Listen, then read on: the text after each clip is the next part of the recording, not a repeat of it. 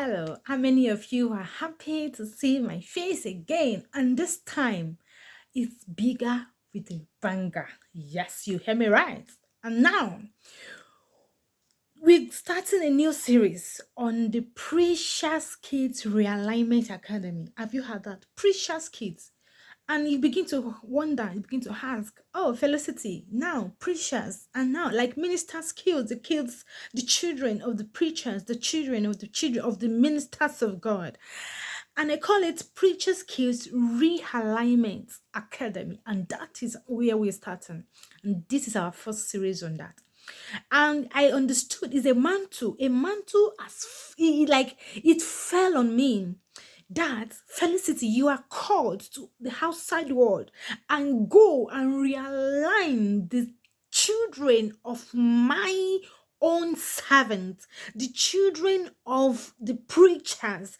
Maybe I don't know, but I think maybe God saw a lot of misalignment, or God saw how the society are trying to manipulate these kids, or how the society are trying to no, it comes from a place of people's expectations of the preacher's kids. And God is saying, these are the children of my servant. I so much value them, and I'm placing this mantle on you to be their deliverer, to be their savior, to be their spokesperson. I'm not a minister's kid, even though I am, I would say, but when you say pastors in quotes, I'm not a pastor's child, but I've been in the ministry for longer period. And I know what these children, what they've passed through. And that is, I don't know, maybe that's why God placed that mantle on me. And this first series is all about healing. Yes, because that is where we need to start from. It's all about self-reflection. Yeah, what is healing? Now, I'm going to start from here. Healing means when the soul, and it's about the soul now, healing of the soul is when there is wholeness from within, whereby we've been wounded from either people's expectations, from relationships, from life experiences. You see now, so when you become authentic, despite all odds, despite all wounds, despite what you've been through, yes, that is what is healing. Healing makes you live from a place of authenticity. And I will say, what are those? Where are we to heal from? Before diving to where are we to heal from, I'm going to talk about wounds, what wound does to us. Now, could make us to feel chronic guilt, fear of failure, when we are afraid to try, when it makes us to be under prayer, because it makes us feel like we are not good enough, and because of that we are under prayer to perform, because we want to be good enough. You see, it makes it when you have wounds, you begin to become a people's pleaser. You begin to become a performer. You begin to have chronic guilt. You see, and from there, you should know, when you're a people pleaser, when you think, even though when it's not convenient, because you want to be good enough, you are performing, then you know that you need healing. Yes, you know you need healing.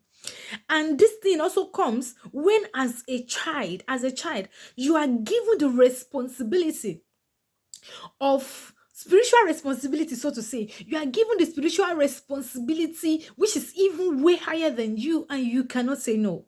You see, it comes from all these places, from all those places. And I will say, when you heal, three things you can heal, and three things happens to you. Yeah, when you heal, it makes you know the truth, it makes you know your identity, and it gives you what I call emotional restoration. And I'm going to explain one by one. When I talks about the first one, which is the truth. Now, the truth is that irrespective of your experiences, and let me tell you, healing is not rebellion. You say you are healing should not make you to dishonor the faith. No, healing should not make you to dishonor your church. It should not make you to dishonor authority. No, that is not healing. Healing should make you live from a place of authenticity. And I'm going to go back to the first one, which I called, what did I call it again? Which I called, I think the second one is identity, the first one is truth, yeah, which I call truth. Now, the truth is that you are an individual. Yes, your value is not based on your performance. I think many people needs to know that your value is not tied to what you do. That God did not love you because of what you do or what you don't do. So your value is not tied to your performance. That is what healing will make you to understand. And the second one, your identity. I call it precious kids. Your identity is not tied to the identity of your parents. Your identity is not tied to whom your parents are. You are an individual. You are an individual with a personal relationship with God. You are an individual on your own personal journey, and you are an individual with your own calling.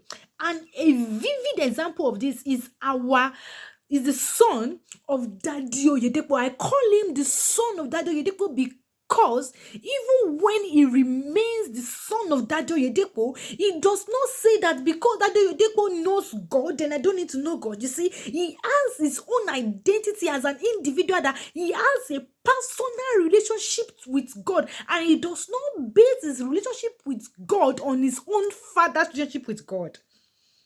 So you are an individual on your own. Despite the fact that your parents are ministers, you are an individual with your own calling, with your own journey. And the third one I'm going to talk about is emotional restoration. So this is so obvious. In church, we have been told to keep quiet. We have been told not to express our emotions. We have been told that anger is bad. We have been told that you cannot be exhausted. You have been told that you cannot be confused. We have been told that you cannot be disappointed.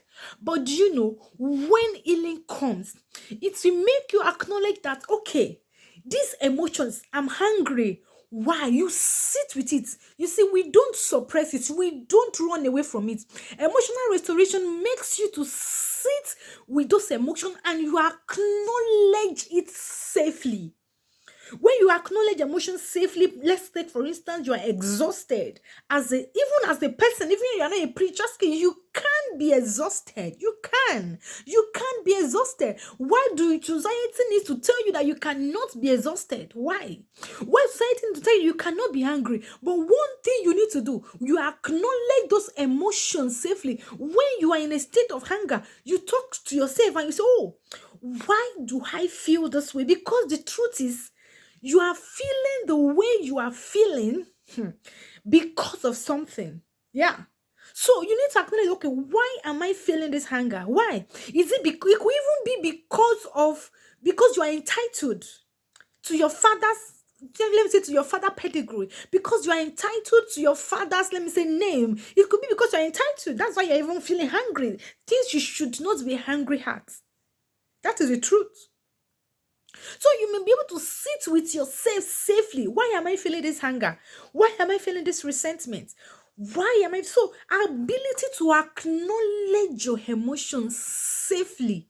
I'm not saying when you're hungry, you bring the whole house down. No, even a sane person who is not a preacher shouldn't do that. So why should you? So when you're hungry, you just sit down with it and say, why is this making me hungry? Because the truth is, you are feeling the way you are feeling because you choose to. So now when those things happen, ask a question. Why? Why should you feel that way?